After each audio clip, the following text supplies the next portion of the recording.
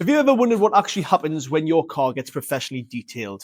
Today, I'll walk you through the process entirely step by step. I'm James from Hadrian's Vehicle Services. Pre-wash. We start with a pre-wash on the vehicle. This loosens heavy dirt and grime before we touch the paint itself. We spray the pre-wash in a solution of foam, let it dwell after a few minutes, then rinse it off. This safely removes the worst of the dirt. Next is a contact wash. The main wash, we use a 2-bucket method, one with soapy water and one with clean rinse water. A soft microfiber mitt goes in the soapy water, washes a section of the car, then gets rinsed clean before going back on the paintwork. This prevents scratching. It takes a lot longer compared to 1 bucket, but it protects the paintwork completely. Once we've done that, we then decontaminate the paintwork.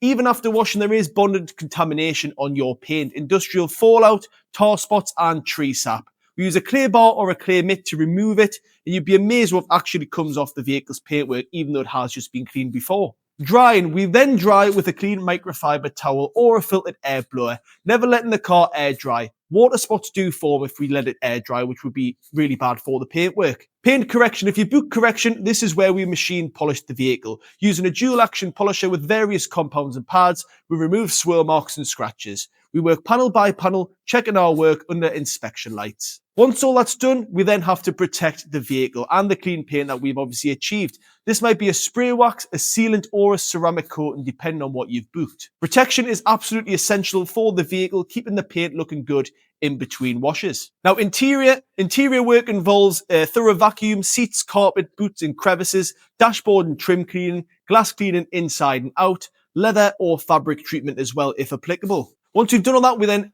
add an air freshener to the interior to give it that final smell. Now, before handover, we do a final walk around, check every panel, every window, and every single detail of the vehicle. Only then is the car ready for collection.